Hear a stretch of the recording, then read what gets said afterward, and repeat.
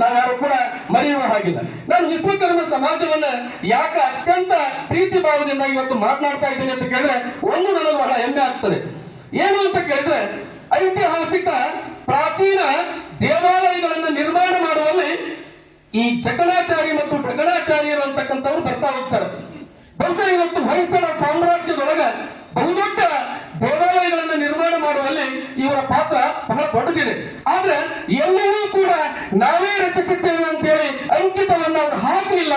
ಅದು ವಿಶ್ವಕರ್ಮ ಸಮಾಜದ ಬಹುದೊಡ್ಡ ಹೃದಯ ವೈಶಾಲ್ಯದ ಗುಣ ಅಂತ ನಾನು ಭಾವಿಸಿಕೊಳ್ತೇನೆ. ಯಾಕಂತ ಕೇಳಿದ್ರೆ ಪ್ರಸ್ತುತ ದಿನಮಾನಗಳಲ್ಲಿ ಏನಾದ್ರೂ ಕಟ್ಟಿದ್ರೆ ಏನಾದ್ರೂ ಸಾಹಿತ್ಯ ರಚನೆ ಮಾಡಿದ್ರೆ ಅದಕ್ಕೆ ನಾವು ಅಂಕಿತ ನಾಮವನ್ನು ಹಾಕಿ ಇವತ್ತು ಬರೀತಾ ಇದ್ದೇವೆ. ಅಂದ್ರೆ ನನ್ನ ಹೆಸರು ಬಹಳಷ್ಟು ದಿನಗಳ ಕಾಲ ಈ ಸಮಾಜದಲ್ಲಿ ಇರಬೇಕು ಅಂತ ಹೇಳಿ.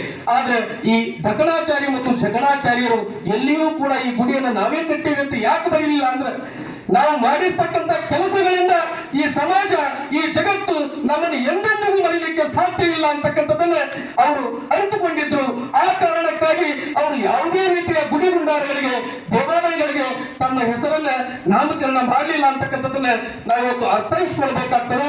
ಅಂತಹ ವಿಶ್ವಕರ್ಮರ ಬಗ್ಗೆ ನಾವು ಒಂದಲ್ಲ ಎರಡಲ್ಲ ನೂರಾರು ಉದಾಹರಣೆಗಳನ್ನು ರಾಮಾಯಣ ಮತ್ತು ಮಹಾಭಾರತ ಕಾಲದಲ್ಲಿ ಋಗ್ವೇದ, ಯಜುರ್ವೇದ, ಸಾಮವೇದ, ಅಥರ್ವಣ ವೇದದಲ್ಲಿಯೂ ಕೂಡ ವಿಶ್ವಕರ್ಮರ ಉಲ್ಲೇಖ ಬರುತ್ತದೆ.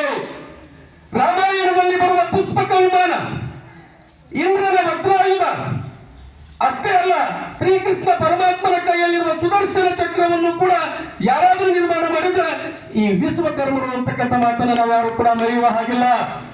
ಇಂದ್ರಪ್ರಸ್ಥ, ದ್ವಾರಕ ಮುಂತಾದ ಮಹಾನಗರಗಳನ್ನು ಕೂಡ ನಿರ್ಮಾಣ ಮಾಡತಕ್ಕಂತಹ ಪಾತ್ರ ಈ ವಿಶ್ವಕರ್ಮರು ಮಾಡಿದ್ದಾರೆ.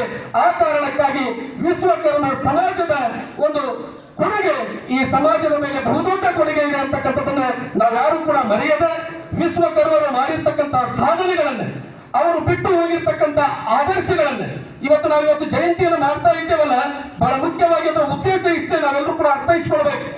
ವಿಶ್ವಕರ್ಮರು ಈ ಸಮಾಜಕ್ಕೆ ಏನು ಕೊಡುಗೆಗಳನ್ನು ಕೊಟ್ಟು ಹೋಗ್ಯಾರಲ್ಲ, ಅವರು ಯಾವ ಕಟ್ಟಡಗಳನ್ನು ಬಿಟ್ಟು ಹೋಗ್ಯಾರಲ್ಲ, ಯಾವ ವಾಸ್ತುಶಿಲ್ಪ ನಿಜವಾಗಲೂ ಕೂಡ ವಾಸ್ತುಶಿಲ್ಪಕ್ಕೆ ಬಹುದೊಡ್ಡ ಕೊಡುಗೆಯನ್ನ ಯಾವುದಾದ್ರೂ ಸಮಾಜ ಕೊಟ್ಟಿದ್ರೆ ಅದು ವಿಶ್ವಕರ್ಮ ಸಮಾಜ ಅಂತ ಹೇಳಿ ನಾವು ಇತಿಹಾಸದ ಪುಟಗಳಿಂದ ತಿಳ್ಕೊಳ್ಳಿಕ್ಕೆ ಸಾಧ್ಯ ಆಗ್ತದೆ.